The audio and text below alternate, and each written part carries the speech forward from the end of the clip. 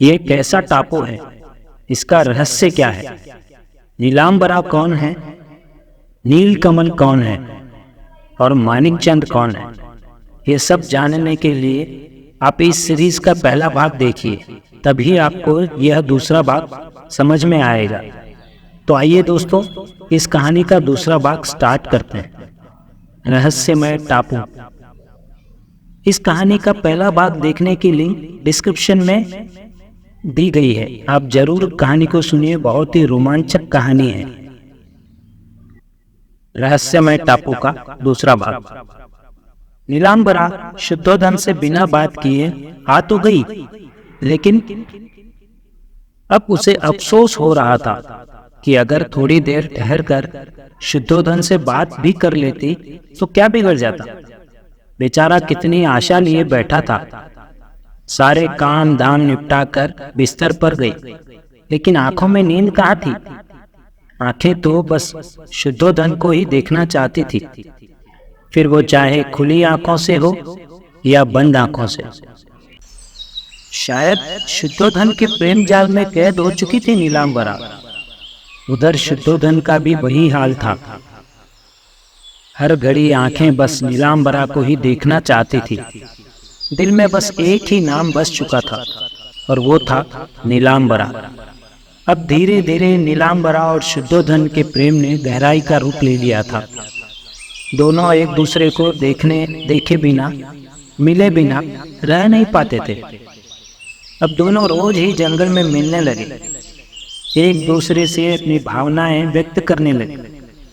इसी तरह एक दिन बातों बातों में नीलांबरा ने अपनी सौतेली माँ का सच शुद्धोधन से कह सुनाया। शुद्धोधन ने भी अपनी सच्चाई नीलांबरा को बता दी। सारी बातें सुनकर नीलांबरा बोली, माँ को तो तुम कैद कर देना, लेकिन मारना मत। शुद्धोधन बोला, वो तो आगे देखा जाएगा, लेकिन मुझे पहले सारा राज तो पता चलने दो। अगर तुम बता दोगी तो कुछ आसान हो जाएगा, लेकिन मुझे भी सारी बातें कहाँ मालूम है। नीलांबरा बोली, तो मालूम करके मुझे बताओ, मासूम लोगों की जान का सवाल है, मुझे बहुत से लोगों की जान बचानी है। शुद्धोधन बोला, ठीक है, मैं कोशिश करती हूँ। नीलांबरा बोला। ऐसे ही नीलांबरा और शुद्धोधन रोज रात को मिलते थे, ढेर सारी बातें करते। नीलांबरा अपनी सौतेली माँ के कुछ राज बताती और शुद्धोधन सुनकर उस पर अमल करता। लेकिन नीलांबरा को ऐसे खुश देखकर सौतेली माँ को कुछ शक हुआ और वो इसका पता करने के लिए नीलांबरा की जासूसी करने लगी, उसका पीछा करने लगी कि आखिर ऐसा क्या हुआ, ऐसी क्या बात है जो नीलांबरा इतना खुश रहने लगी है। और काफी खोजबीन करने के बाद उसने पता लगा ही लिया कि नीलांबरा किसी से मिलने जाती है। उसका नाम शुद्धोधन है, वो नीलगिरी का राजकुमार है और शायद दोनों एक दूसरे से प्यार भी करते हैं। नीलांबरा की सौतेली माँ को यह शक भी हो गया कि ऐसा ना हो नीलांबरा ने मेरी सारी सच्चाई उस राजकुमार को बता दी हो और वो मेरे बारे में पता लगाने आया हो। अब वो जादूगरनी इसी ताक में रहने लगी कि अच्छा हो अगर मैं उस राजकुमार को ही खत्म कर दूं तो सारी समस्या ही खत्म हो जाएगी।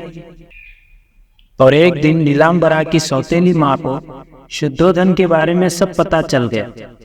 उसने मन में ठान लिया कि अब वो शुद्धोधन को जीवित नहीं रहने देगी, क्योंकि अब शुद्धोधन से उसकी जान को खतरा है। हर रात नीलांबरा और शुद्धोधन जंगल में उसी झरने के पास मिला करते थे।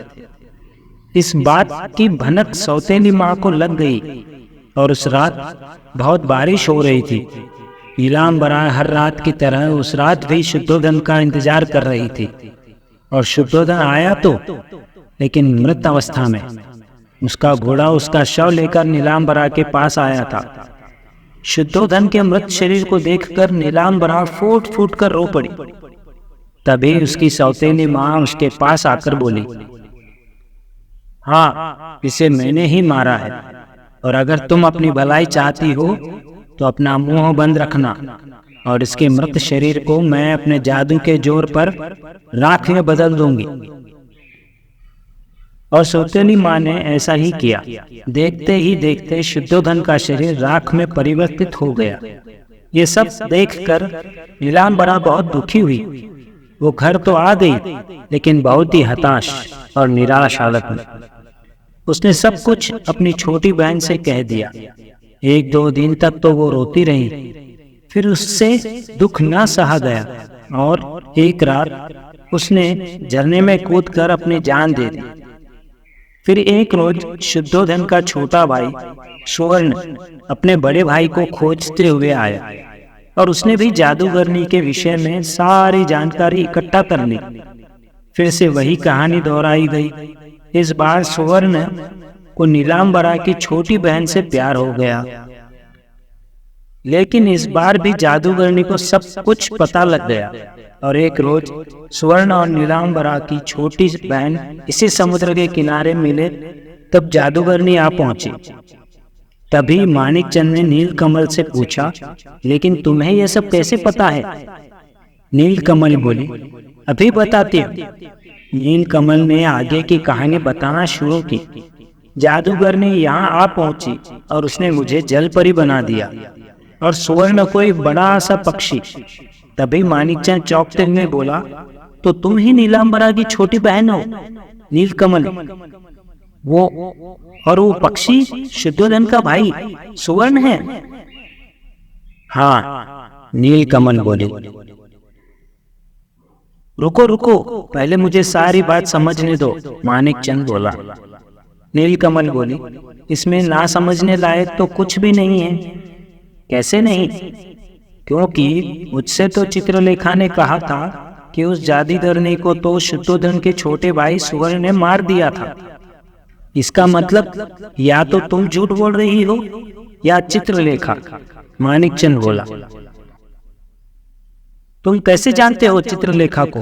नीलकमल बोली। तुम्हारे कहने का क्या मतलब है? मानिकचंद ने पूछा।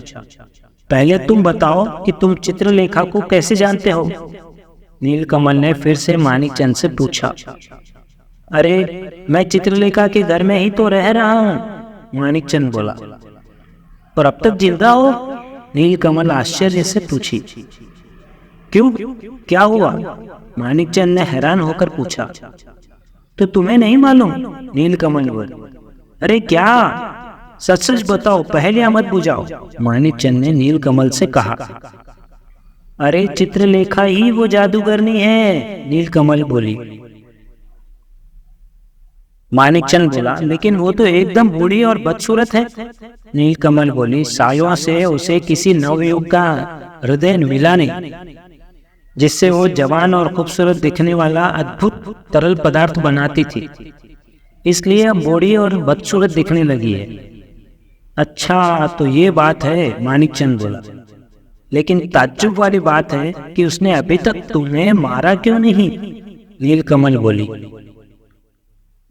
मानिकचंद ने नीलकमल से पूछा, तुम्हें और क्या क्या पता है चित्रलेखा के बारे में? बस जितना मुझे पता है वो मैं सब बता चुकी हूँ। हाँ, एक बात मुझे भी अब पता चली है। वो क्या? मानिकचंद ने पूछा।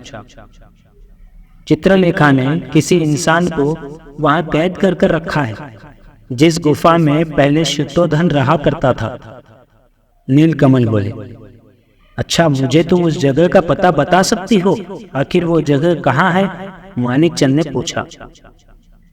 हाँ हाँ, क्यों नहीं, तुम्हें वहां सुवर्ण लेकर जा सकता है।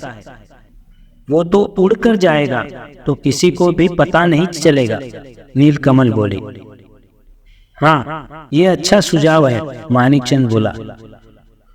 हाँ, तो कल तैयार रहना और यहाँ जल्दी आना, लेकिन चित्रलेखा को भनक ना लगने पाए कि तुम मुझसे मिल चुके हो, नहीं तो तुम्हारी खैर नहीं, नीलकमल बोली।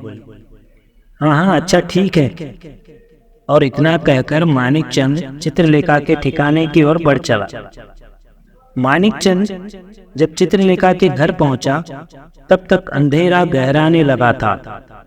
चित्रलेखा ने दरवाजा खोला और बोली, आज बहुत देर कर दी। हाँ, आज नाव की मरम्मत करने बैठ गया था, सोचा यहाँ से जाने का कुछ तो जुगाड़ हो।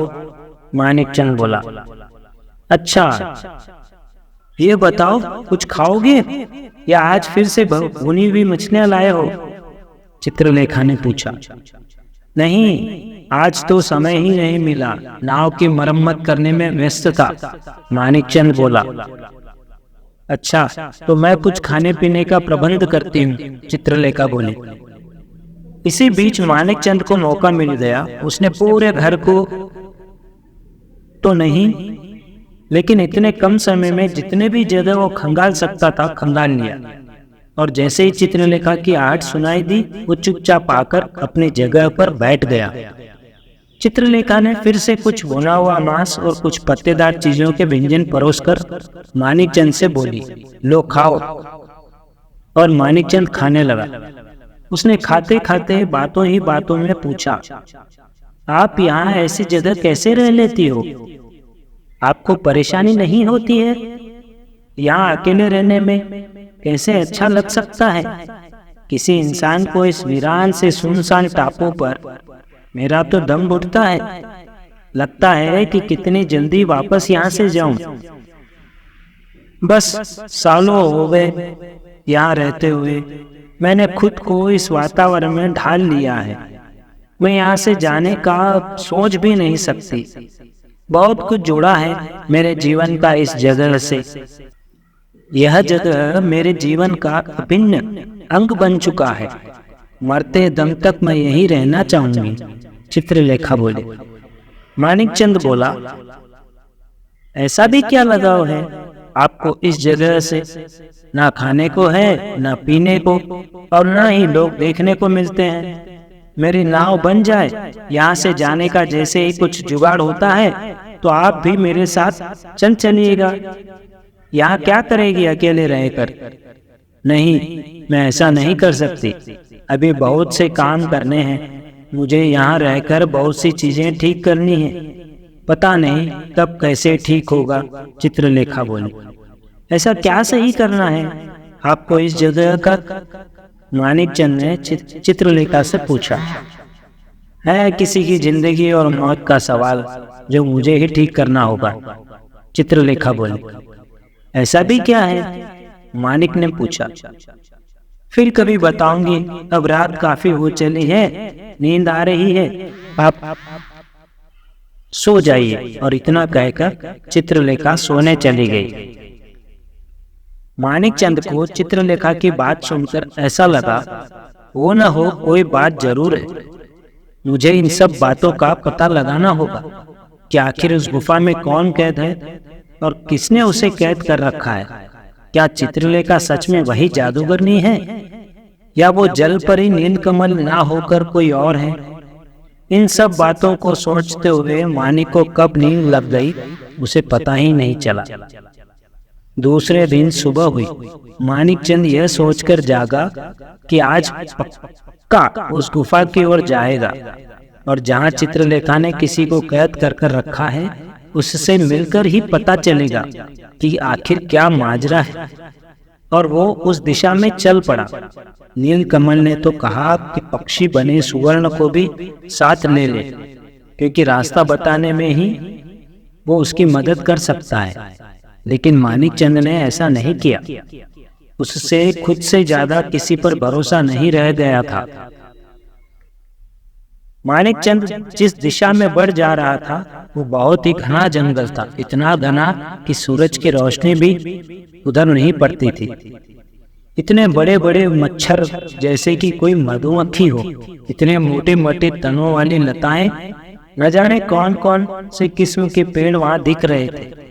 उसने अपना चाकू भी साथ ले रखा था। जहां कहीं कोई अड़चन आती तो वह उन्हें काट कर आगे बढ़ जाता। इसी तरह वो शाम तक जंगल पार करके गुफा तक पहुंच ही गया। उसने गुफा के पास जाकर देखा तो गुफा का दरवाजा 2-3 बड़े पत्थरों से बंद था। उसको पत्थर सरकाने में बहुत मेहनत लगी। आखिरकार काफी मेहनत मशक्कत के बाद वो अपने कार्य में सफल हो गया और धीरे धीरे गुफा के अंदर बढ़ने लगा। अंदर कुछ अंधेरा भी था, लेकिन उतना भी नहीं। वो सब साफ साफ देख पा रहा था। गुफा काफी लंबी दिख रही थी। वो चलते जा रहा था। वो चलते चला ही जा रहा था। तभी अचानक सामने से उसे एक मर्दाना आवाज सुनाई दी। कौन है? कौन हो तुम? मानिकचंद डर कर बोला, मैं कौन? उस आवाज वाले व्यक्ति ने पूछा। मैं मानिकचंद, मानिक ने कहा। कौन मानिकचंद? उस व्यक्ति ने पूछा। मैं एक व्यापारी हूँ, मानिकचंद बोला। मैं एक व्यापारी हूँ, मानिकचंद बोला। ठीक है, पहले तुम मेरे नजदीक आकर मेरी बेड़ियां खोल दो, उस व्यक्ति ने कहा। इतना सुनकर मानिकचंद ने अपना चाकू हाथ में लिया और डर डर कर उस आवाज वाली दिशा में बढ़ने लगा। नजदीक जाकर देखा कि सच में कोई बेचारा बेड़ियों में जकड़ा हुआ है। मानिकचंद उसके नजदीक गया। वहीं पड़ा एक बड़ा सा पत्थर उठाकर बेड़ियों को तोड़ने लगा। वहीं पड़ा एक बड़ा सा पत्थर उठाकर बेड़ियों में लगा ताला तोड़ा और उसकी बेड़ियां खोलकर पूछा, कौन हो भाई तुम? उस व्यक्ति ने अपने बेड़ियां दूर फेंकते हुए कहा, मैं नीलगिरी राज्य का छोटा राजकुमार सुवर्ण हूँ। इतना सुनकर मानिकचंद अचंभित होकर बोला, तुम सुवर्ण हो? तो वो कौन था? सुवर्ण बोला, जरा विस्तार से बताओ, तुम किसकी बात कर रहे हो? मानिकचंद बोला, वही पक्षी जिसे वो जल परी कह रही थी कि वो सुवर्ण है। अच्छा, तो ये बात है। उसने इतना झूठ कहा है तुमसे? सुवर्ण बोला, हाँ, लेकिन असल बात क्या है? क्या तुम मुझे विस्तार से बता सकते हो? मानिकचंद ने सुवर्ण से कहा। सुवर्ण बोला, सब बताता हूँ। पहले इस गुफा से बाहर तो निकले, फिर सारी बातें इत्मीनान से बता दूंगा। दोनों निकलकर गुफा से बाहर आए और एक सुरक्षित जगह खोजकर एक पेड़ के नीचे बैठ गए। वहीं पास में एक झरना भी बह रहा था। तब तक शाम और भी गहरा गई थी।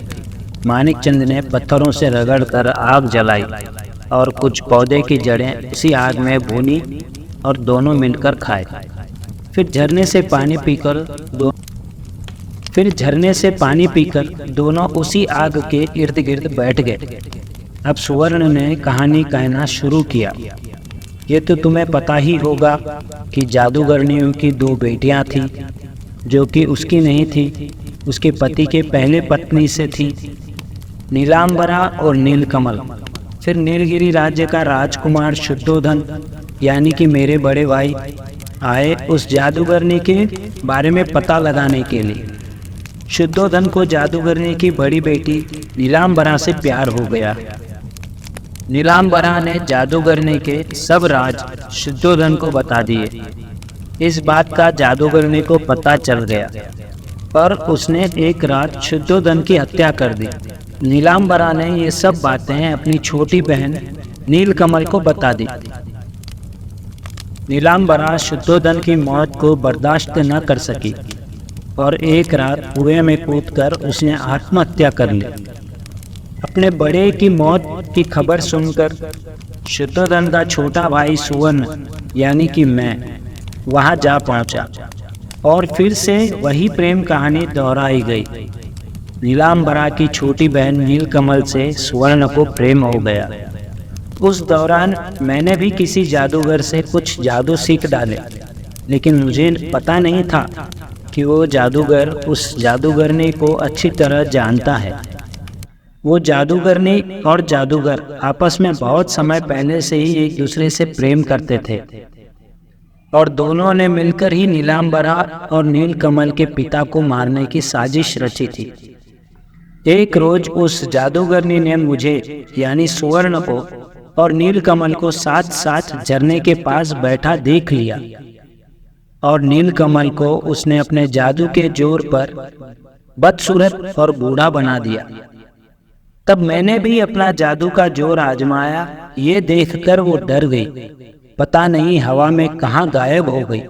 मैंने नीलकमल से कहा कि तुम घबराओ मत, मैं तुम्हें ठीक कर लूंगा। अभी तुम उसी घर में जाकर रहो और कोई भी पूछे तो तुम कहना कि तुम चित्रलेखा हो। और तब से नीलकमल उसी घर में रह रही है चित्रलेखा बनकर। तभी मानिकचंद बोला, मैं ये कैसे मान लूं कि तुम सच बोल रहे हो? सुवर्ण बोला, अभी तुम्हारे सारे संदेह दूर कर देता हूं। मैं यूं ही उस जादूगर ने चित्रलेखा को कई दिनों तक ढूंढता रहा। एक दिन वो और उसका प्रेमी शंखनाद समुद्र तट पर बैठे थे। मैंने उन्हें पीछे से देखा और जादू के जोर पर चित्रलेखा को जलपरी बना दिया और शंखनाद को पक्षी। दोनों तब से उसी अवस्था में हैं। लेकिन ये बताओ, तुमने चित्रलेखा को जलपरी और शंखनाद को पक्षी बना दिया तो तुम्हें गुफा में किसने कैद किया? और तुम्हारे कैद होने के विषय में चित्रलेखा मुझे क्यों बताने लगी भला? वो तो तुम्हारी दुश्मन है, आखिर वो क्यों चाहेगी कि तुम गुफा से रिहा हो? मानिकचंद ने सुवर्ण से पूछा। इसके पीछे भी एक कहानी है। अभी बहुत रात हो गई है, थोड़ा आराम कर लेते हैं, फिर सुबह मैं सारी कहानी तुमसे कहूंगा। सुवर्ण बोला, लेकिन रात भर मुझे नींद नहीं आई, डर लगा रहेगा कि तुम सुवर्ण ही हो, क्योंकि यहाँ आकर जिससे भी मैं मिला उसने एक अलग ही कहानी सुनाई है। अब डर लग रहा है कि कौन सच बोल रहा है और कौन झूठ। मानिकचंद बोला, अच्छा तो तुम्हें मुझ पर भरोसा नहीं है? सुवर्ण बोला,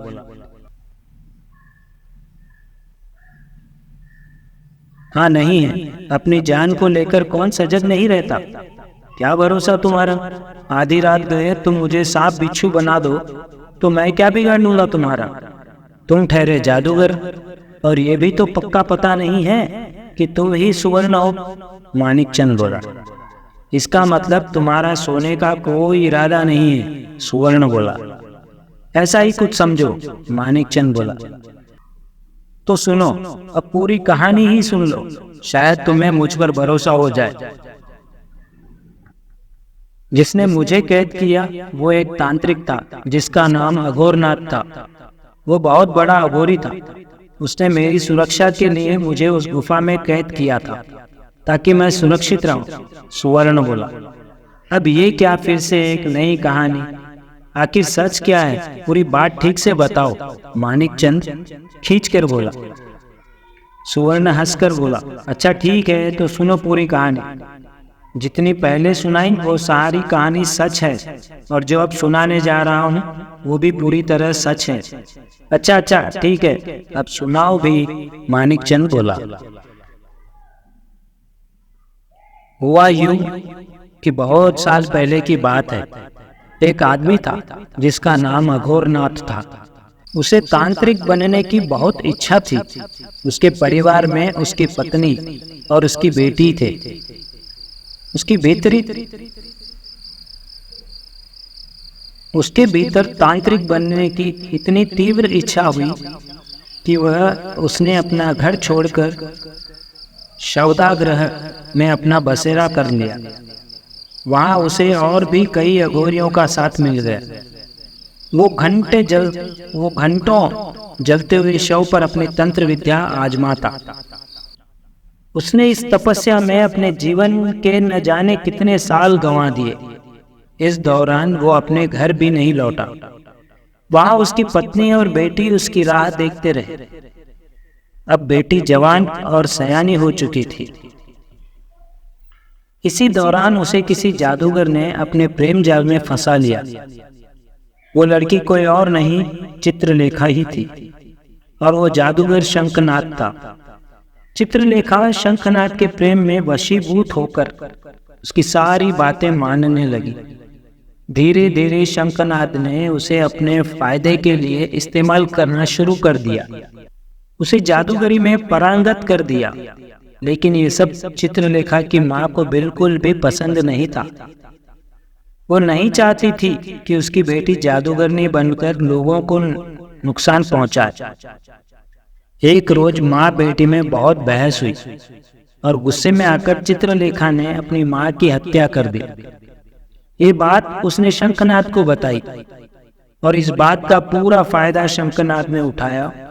उसने चित्रलेखा को जरिया बनाया अपना मकसद पूरा करने में, क्योंकि चित्रलेखा को नहीं शंखनाद को नवयुवकों के हृदय से बने तरल पदार्थ पीने की आवश्यकता थी, क्योंकि उसे लंबी उम्र चाहिए थी। और इस साजिश का शिकार पहले नीलांबरा और नीलकमल के पिता हुए और बाद में मेरा बड़ा भाई शुद्धोधन। उसका हृदय निकालकर उसके मृत शरीर को घोड़े पर भेज दिया था। जब मुझे यह पता चला कि मेरा बड़ा भाई शुद्धोधन नहीं रहा तो मुझे यहाँ आना पड़ा, और इसके बाद की कहानी तो मैं तुम्हें बता ही चुका हूँ, सुवर्ण ने कहा। ये सब तो मैं समझ गया, लेकिन तुमने ये नहीं बताया कि तुम उस गुफा में कैद कैसे हुए? मानिकचंद ने पूछा। हाँ हाँ भाई, सब बताता हूँ, थोड़ा सब्र रखो, सुवर्ण हंसते हुए बोला। अब चलो सुनो आगे की कहानी, सुवर्ण ने मानिकचंद से कहा। मैंने अपने जादू से चित्रलेखा को जलपरी और शंखनाद को पक्षी का रूप दे तो दिया, लेकिन चित्रलेखा जलपरी बनकर मेरा कुछ नहीं बिगाड़ सकती थी, क्योंकि वो ज्यादा देर तक पानी से बाहर नहीं रह सकती थी। लेकिन शंखनाद तो मेरी जान के पीछे ही पड़ गया। मैं हमेशा उससे बचा बचा फिरने लगा। नीलकमल से भी तो कई दिनों तक मिलना नहीं हो नीलकमल से भी तो कई दिनों तक मिलने नहीं जा सका। उस दौरान मैं ऐसे घने जंगलों में रहने लगा जहां सूरज की रोशनी भी नहीं जा सकती थी, क्योंकि शंखनाद तो पक्षी था, तो वो मुझे कहीं से भी आकर ढूंढ सकता था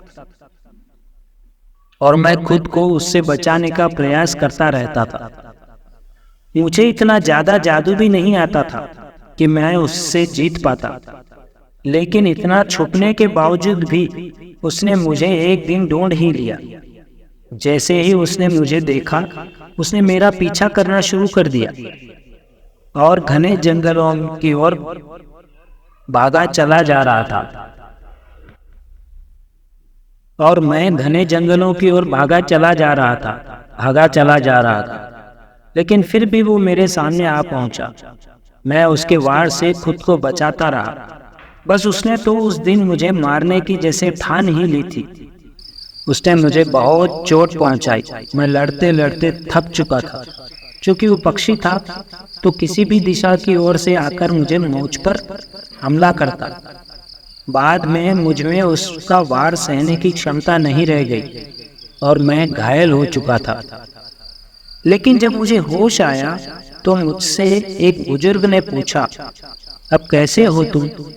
मैंने कहा, ठीक लग रहा है। उन्होंने कहा, तुम अब से मेरी निगरानी में रहोगे। मैंने पूछा, लेकिन क्यों? उन्होंने कहा, मैं चाहता हूं तुम सुरक्षित रहो। मैंने पूछा, लेकिन आप मेरा भला क्यों चाहने लगे?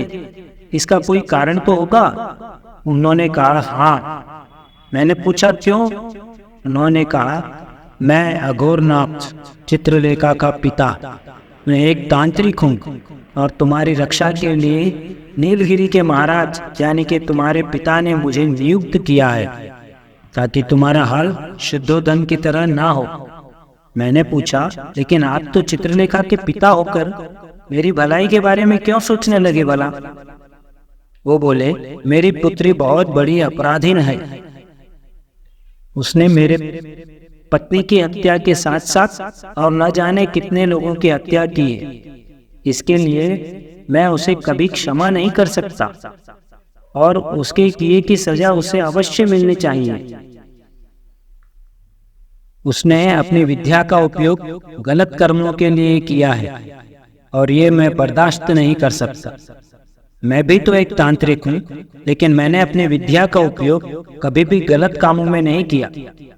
इसलिए महाराज ने मुझे नियुक्त किया है और अब से तुम्हारी सुरक्षा की जिम्मेदारी मेरी होगी। और उसके बाद मैंने अघोरनाथ से कुछ तंत्र विद्या सीखी। फिर एक दिन वो बोले, मुझे किसी जरूरी काम से जाना होगा और तुम्हें वहाँ अपने साथ नहीं ले जा सकता, इसलिए मैं तुम्हें 2 दिन के लिए गुफा में कैद करके जाऊंगा। और वो चले गए। सुवर्ण बोला, लेकिन अघोरनाथ कहाँ गए? मानिकचंद ने पूछा। मुझे भी नहीं पता, सुवर्ण बोला। तुमने अघोरनाथ पर भरोसा कैसे कर लिया? हो सकता है वो भी कोई साजिश रचने वाला हो।